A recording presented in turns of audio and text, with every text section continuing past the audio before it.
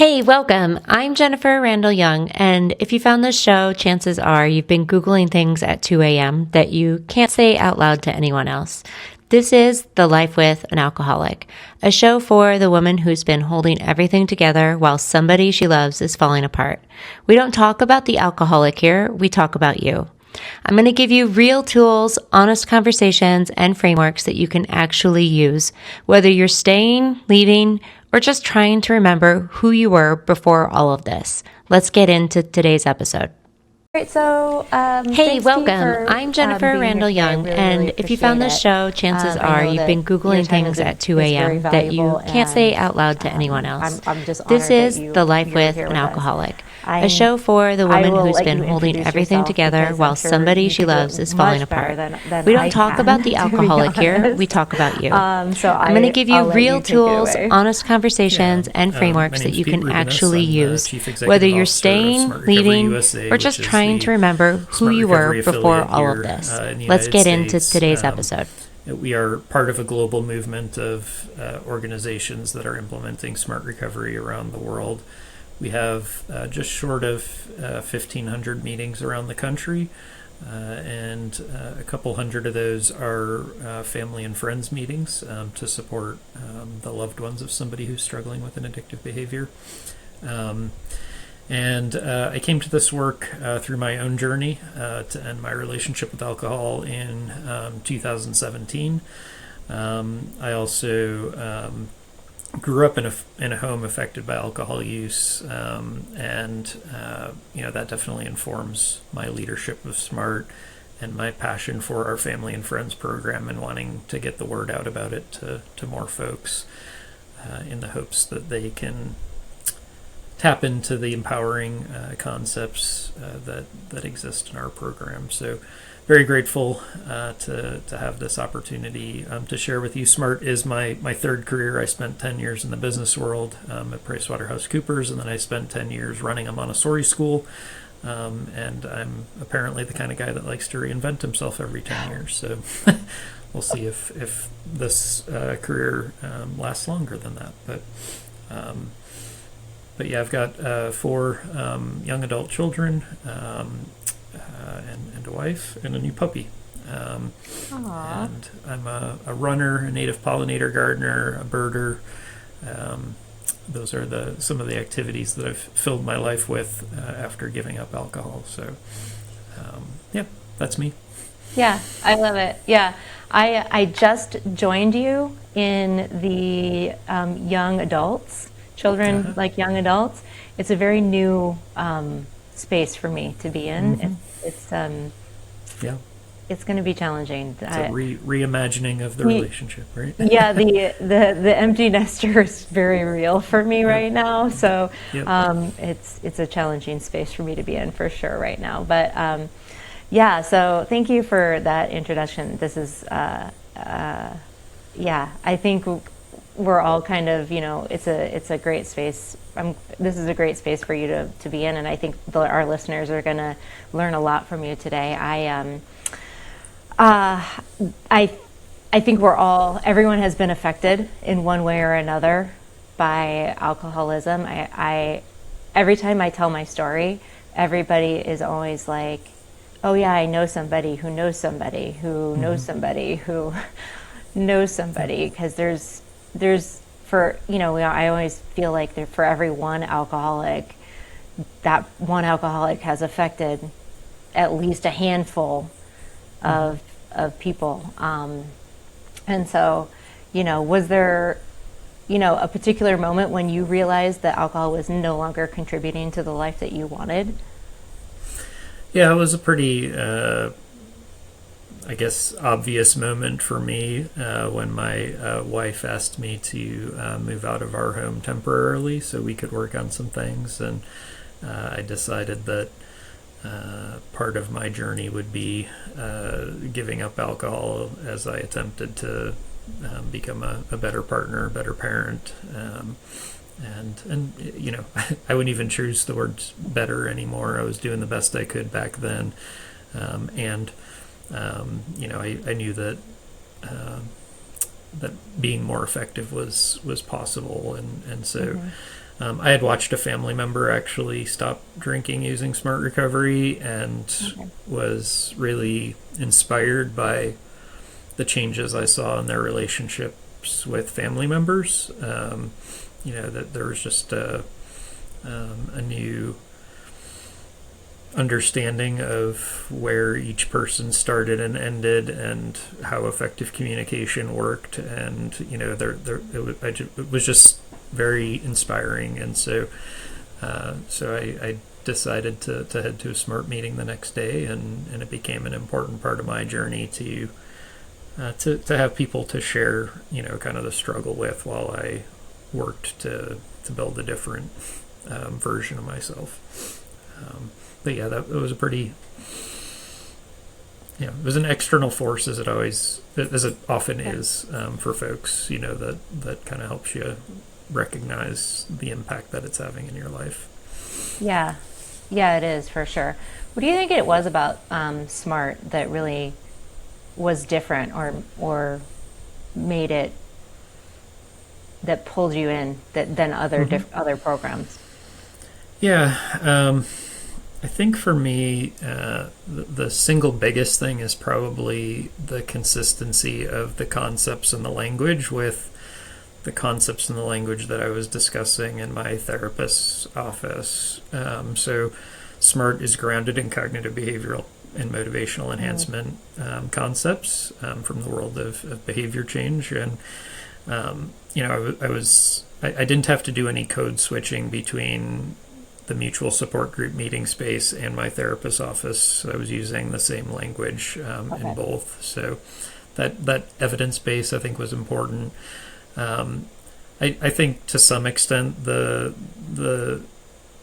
secular nature of SMART was helpful for me. I think mostly because the powerlessness part of the religious language that's a part of the 12-step fellowships was hard for me to navigate, given the experiences I had as a young person. Like I really wasn't interested in exploring acceptance using that language. I wanted to explore acceptance using more empowering language. And so I would say the evidence base, the consistency with my therapist's language, and that power, the power of choice, the reclaiming power where I can, kind of conceptually, versus powerlessness, all kind of resonated with me. Yeah, I think that a lot of people resonate with that, because there are a lot of people do not resonate with the other language, and and then they kind of feel lost, like there's no other place for them to go.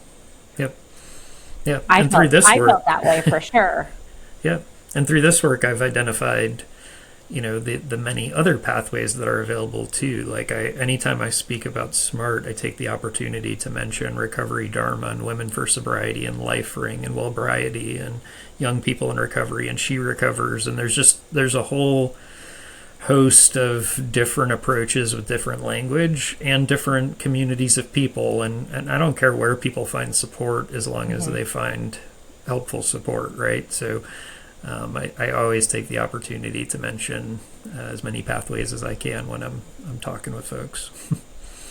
Yeah, I know. I mean, I feel the same way. Like because I felt so stuck in it as well, because I felt so isolated, and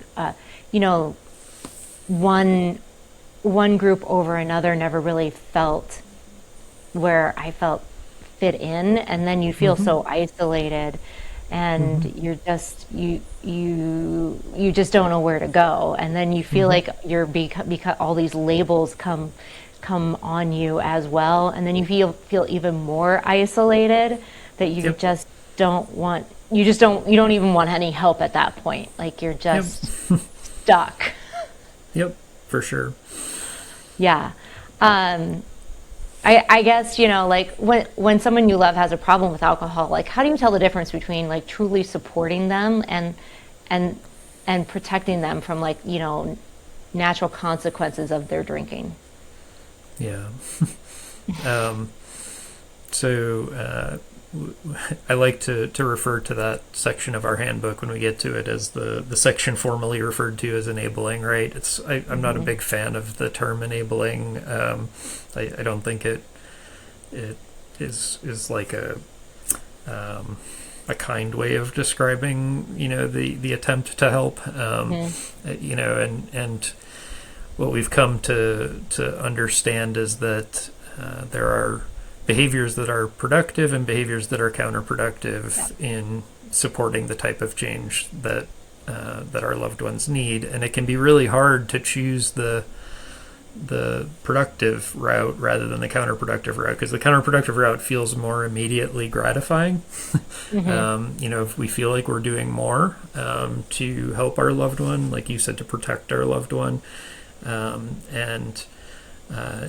we just have a hard time recognizing that when we don't allow them to experience the natural consequences, we're actually helping to reinforce the pattern of behavior that we're trying to quote unquote extinguish, right?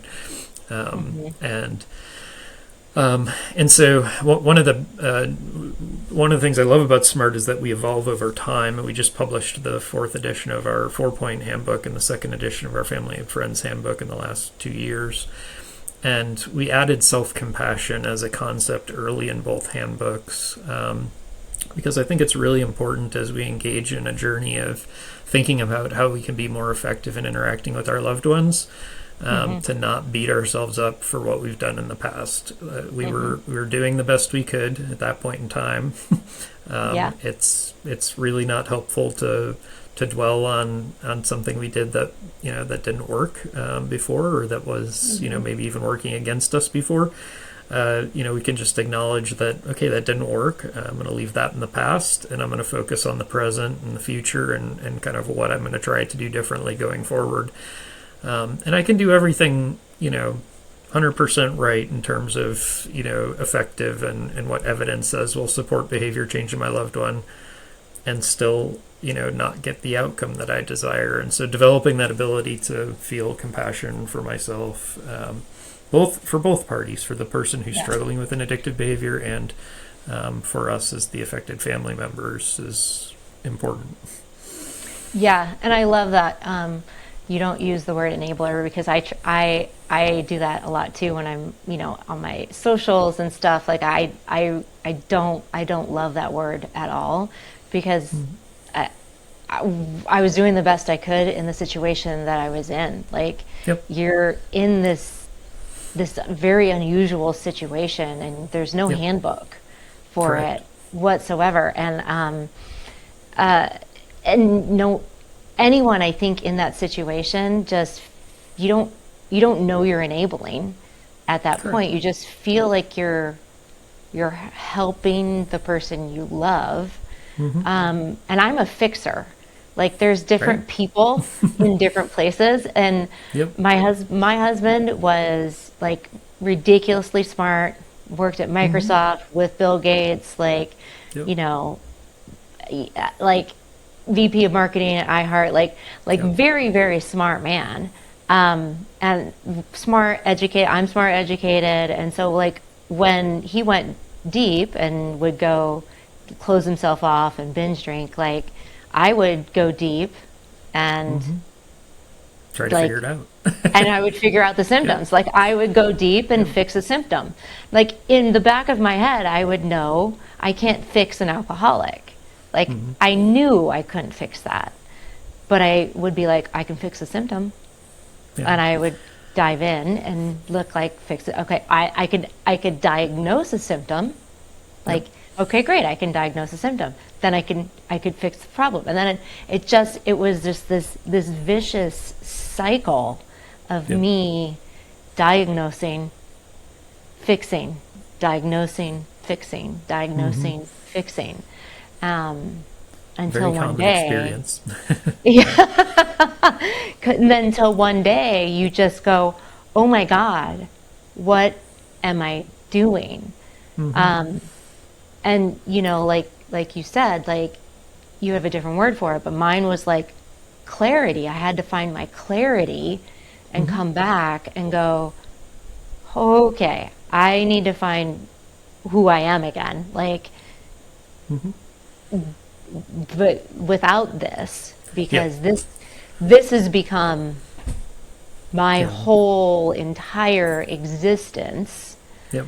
No, and that our program is two-pronged for that reason. We have a set of concepts and tools that are focused on helping folks look inward and think about how they're taking care of themselves or not, think about the beliefs that they have about themselves and their loved one and others in the world, think about the language they use as they're navigating this very difficult situation. So we have this, piece that's all kind of like internal. How can I cope better as an individual?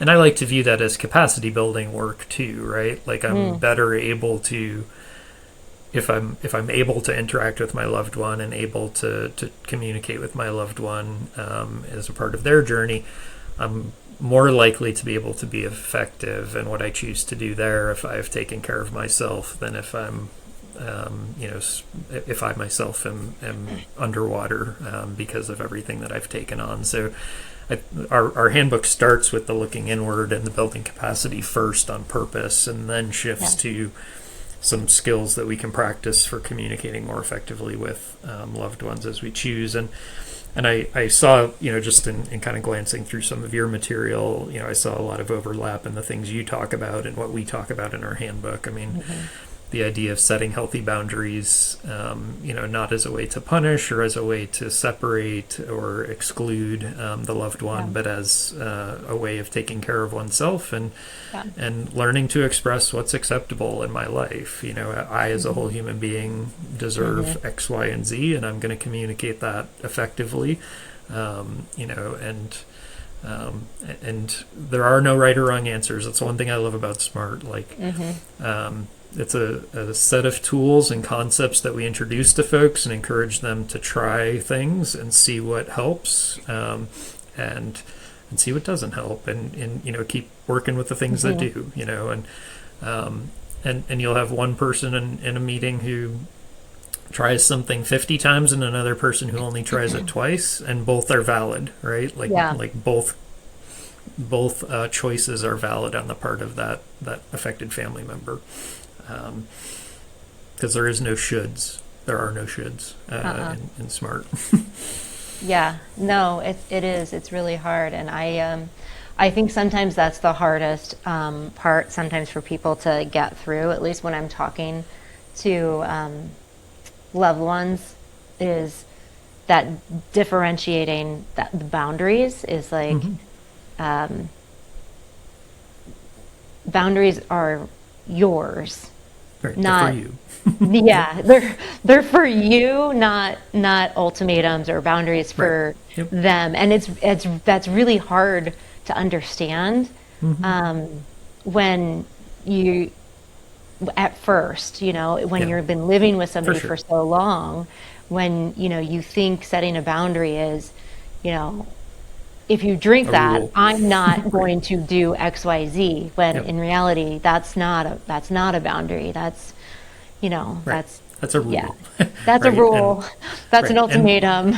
And we tend to think about the rules that we set. We tend to draw on like our families of origin, our religion, our culture. Kind of like there are these things outside of us that we draw on when we come up with these like arbitrary rules, as opposed to, in SMART we talk about expressing the boundary in terms of I feel this way when you engage in this specific behavior. Can I ask you to do something different, right? Like, and we're specific in what we ask them to do different, and then we're able, after we practice that for a while, we add on a protection statement. If you aren't able to do that, here's what I'm going to have to do. Or maybe not even here's what I'm going to have to do. I'm not sure what I'm going to do, but I know that I'm going to have to think more about what I need to do next, right? So learning to communicate what's acceptable and not, and that I'm going to follow through on whatever I put out there as a boundary protection statement, but that I don't threaten protections that I'm not willing to follow through on, right? Like I don't threaten to leave or threaten to kick someone out if that's not going to happen, because then I'm reinforcing the pattern of behavior that has been in place, and they realize that I'm not serious about this boundary that I'm setting for myself, right? Yeah. It's so hard, it takes so much practice, It- to begin to interact with others in that way. Yeah, yeah, it really does. It does take a lot of practice. It took me years, like to Mm-hmm. really understand that, the boundary was really about me and not about Yeah. them. Yeah. The other thing that I get asked a lot, and I don't know if you guys go through this in your handbook or not. I haven't gone through the whole Mm-hmm. thing, but I did go through quite a bit, like, on Okay. what I could read online and stuff. Yeah. Um, I towards the end, and there's two parts to this. I learned, I don't know if I learned, but the last when I knew it was getting bad, I would say the last 18 months, I really dove in and grieved for the life that I knew we were never Mm-hmm. going to have. Yeah. And that was really hard. But a For lot of sure. people that I talk to are just like, I don't know how you did that. And Yeah. I, Like I how don't know you I don't know grieved, you how to mean? explain how I did Yeah. that, but I just like I Yeah. I just did it. Yeah. Yeah, it's interesting. We added grief as a topic in the second edition of the Family and Friends Handbook, and we specifically acknowledge that the grief, is often of a number of different things, and it depends on the relationship type. We have people who join our meetings who are parents or who are children like myself, or who are partners, siblings, and depending on your relationship to your loved one, that grief can look and feel a little bit different. Um, but especially when a loved one struggles to make changes that will result in a better outcome for them. Uh, there's grief, but then also, like you said, just the loss of the vision of what you thought a particular relationship was going to look like, or how a particular child was going to live life once they left your home, or just all those things are. We're quite careful in our meetings not to like delve too deeply into grief as like processing grief in the meetings. We talk about grief being normal and being a very personal thing, and that there's no kind of one way to Yeah. to to resolve it, or not even resolve, integrate it, I would say. Yeah. And that we encourage folks to seek a qualified professional, to work with, as would be helpful, because mutual support group meeting, is the more it's based on skills that are like defined, and less about, like, we also don't like dig into trauma or dig into abuse, or like we don't dig into topics that are really not appropriate for like a group to help someone process through, right? Like, it's either an individual experience that the person has, and or they're working with a helping professional, to navigate those more difficult topics. Yeah. Yeah. That was a tricky one, I guess. Um, yeah. The other one, I guess, is what does you guys deal with a lot of people who come to you with like hope. What Mm-hmm. is what does healthy hope look like?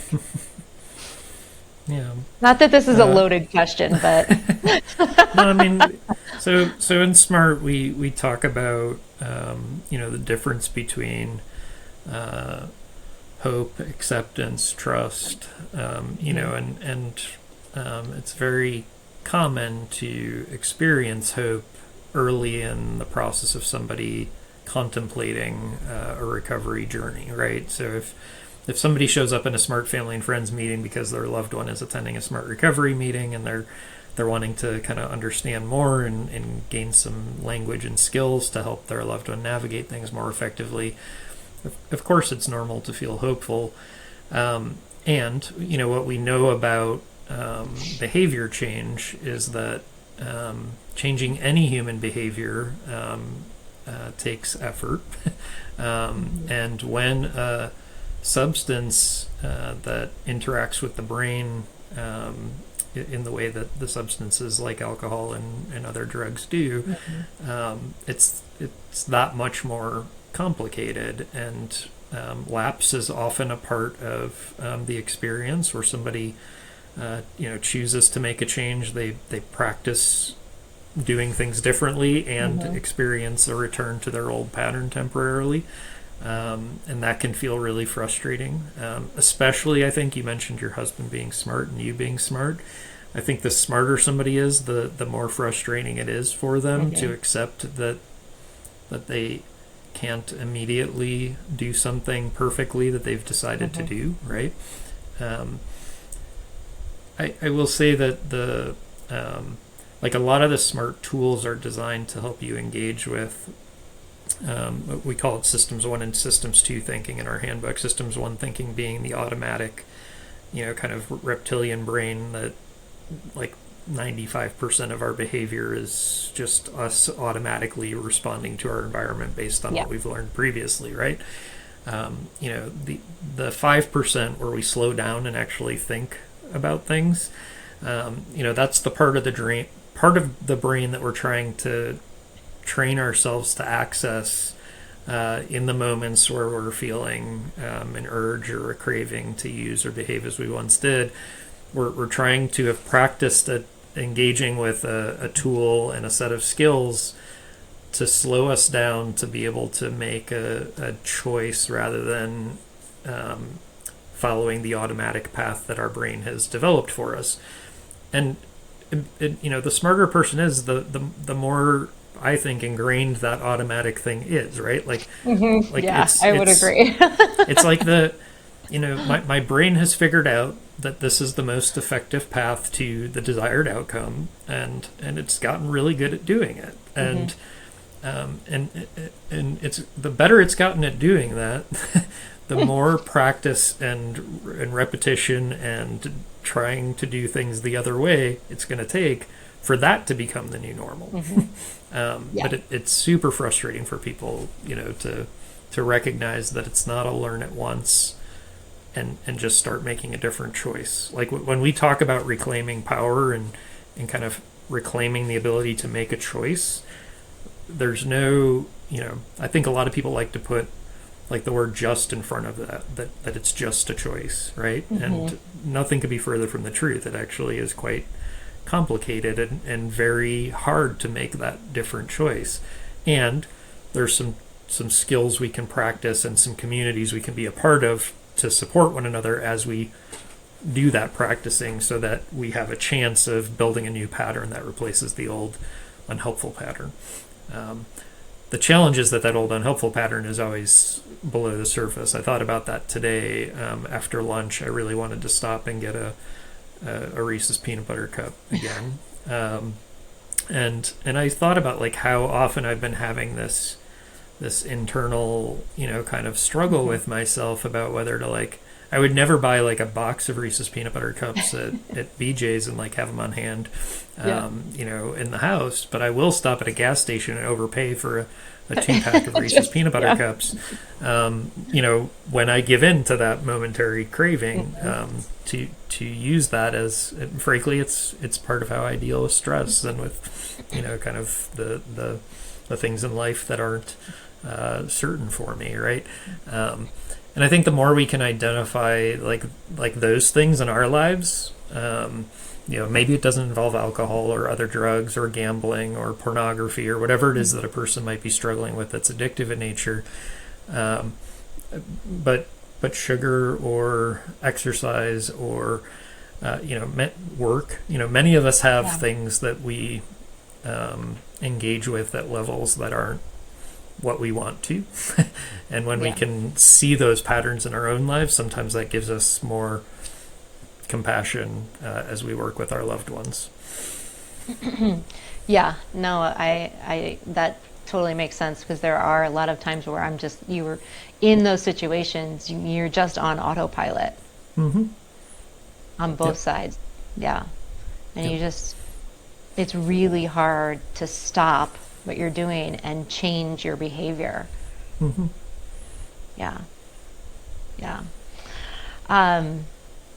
For people who are kind of, listening today, they're exhausted. My side, and, oftentimes ashamed, kind of wondering, like, are, am I overreacting? Is this, am I making this bigger than it possibly is? Like, is there anything, you want them to know? Is there anything you can Hmm. tell them? Yeah.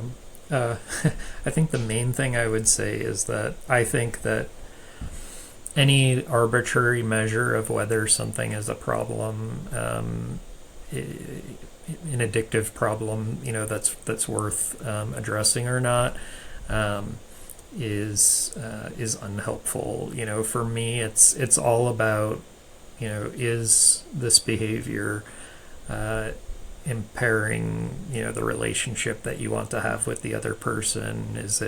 Um, is it causing you, any amount of distress? Is it causing you to do things that don't make you feel good? Hmm.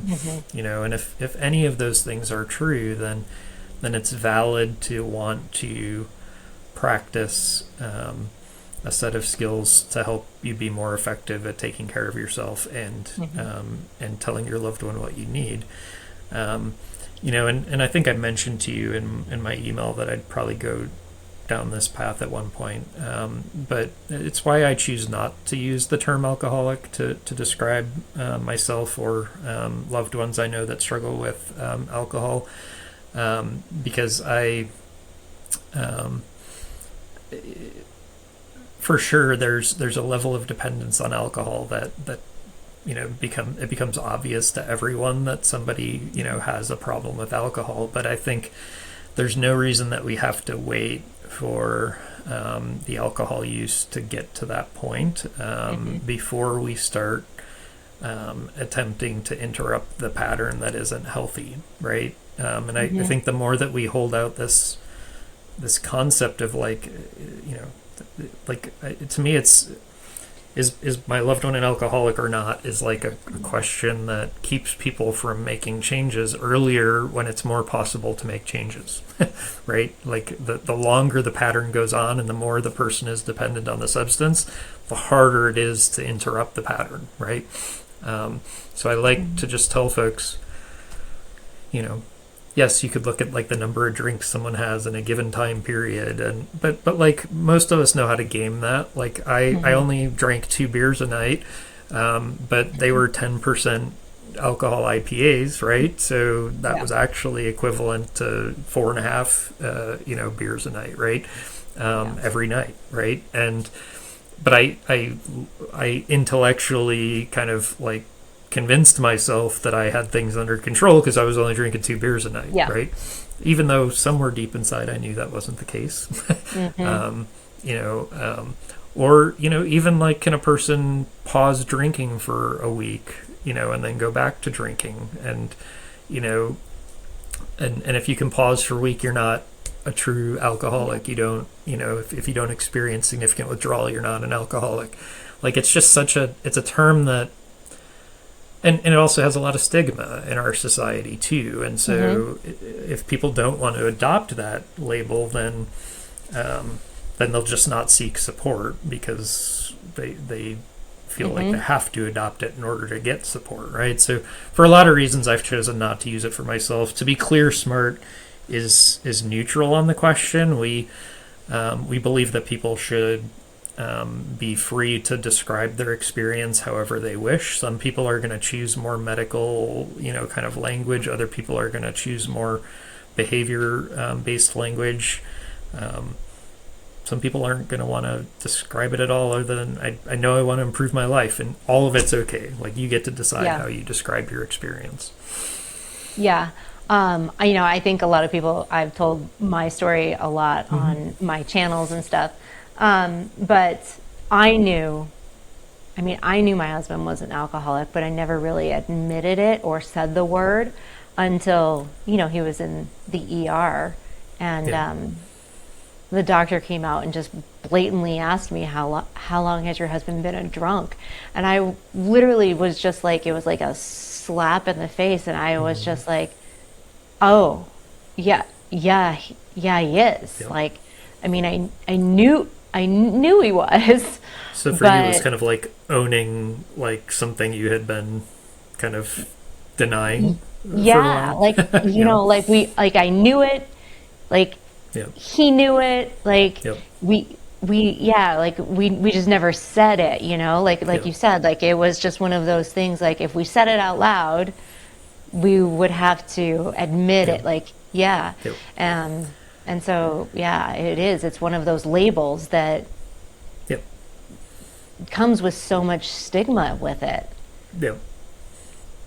Yeah, when Yeah. it's a very natural, the use of substances is a very natural human experience, and especially when you look at alcohol, it's celebrated in such a way in our culture, as a part of the very fabric of how we kind of organize things in our society, right? And it's celebrated until someone has too much of a problem with it, and then it becomes an individual, kind of moral failing or Yeah. illness, or kind of whatever lens somebody uses to look at it. And I just look at it as, the person practiced a pattern for long enough that it became severely maladaptive, Yeah. and the brain is plastic, so we can keep trying to work on retraining it. As I said earlier, though, the further in you get, the longer the Yeah. problematic pattern has occurred. That just the harder it is to do that learning Yeah. on top of the old learning. But Yeah. Well, I love the language. Like, I'm a big fan, obviously, of yeah, the language of your program, and I'm really grateful that you were here today. So, where can our listeners and people find more about SMART and like family and friends meetings and all of your good stuff? Yeah, so on our website, smartrecovery.org, there's a meeting finder right at the top, and within that meeting finder, there are some filters, and so you basically enter your city and state, and then it's going to pull up a list of all the meetings within 50 miles, I think, in person, as well as online meetings nationally. You can expand that search radius to find more online meetings to attend. With only 1,500 meetings around the country, we're not as ubiquitous as the 12-step fellowships, and family and friends is obviously a smaller percentage of that overall 1,500. So I would definitely just try to check out several different meetings and see if there's one that resonates in particular for you. We also have a Smart Recovery app that also includes a link to the meeting finder in there. And really, a first step for many people can just be purchasing the Family and Friends Handbook and going through it methodically. I like to say something to the folks that attend my Family and Friends meeting here in Chapel Hill. Like, I cannot lie to myself when I put pen to paper. Intellectual rigor was one of the 5 core values I adopted as a part of my SMART journey, in part because I knew that there were ways that I had not been rigorous in my thinking, prior to choosing this path, and I wanted to acknowledge that, and it's still hard for me, to be honest with myself only in my head. But I cannot write down a lie. And so, having a handbook and being encouraged to like do an exercise and to put pen to paper for a lot of people can be helpful. There's also downloadable versions of the worksheets from our website. They don't give all the context and kind of learning around the tool. It's just the tool itself. But I like to encourage folks to do things over time too. Like, it's very interesting to see how things shift as you practice the skills that are introduced in the program, and as you kind of as you progress in your journey, then different things speak to you in terms of, what feels helpful at this point in time versus the first couple of times I went through it. I've been I've been leading Smart Family and Friends meetings since 2018, and I still just always get some insight into where I'm currently at in my journey, of life. It's a lot of the skills we work on are just helping us be more effective in all of our relationships and in all of the roles that we play in our lives. And I'm just grateful that, that I've got this community of people that I get to visit with and support, but they also continue to support me even though, I'm the always facilitator. evolving. Yep. Always evolving. Absolutely. Yeah. Well, thank you so much. I really appreciate it. And so I will make sure to put all the links in the show notes and everything so people can find you. That's a wrap on today's episode, and I hope something in there gave you a little more clarity or at least reminded you that you are not alone in this. If you're ready to go deeper, I want you to head over to thelifewith.com. That's where you'll find the app and everything you need to start reclaiming your life on your own timeline. And if this show has helped you, share it with somebody who needs it, because the woman who needs this most probably doesn't even know this show exists yet. I'll see you next Tuesday. Take care of yourself first.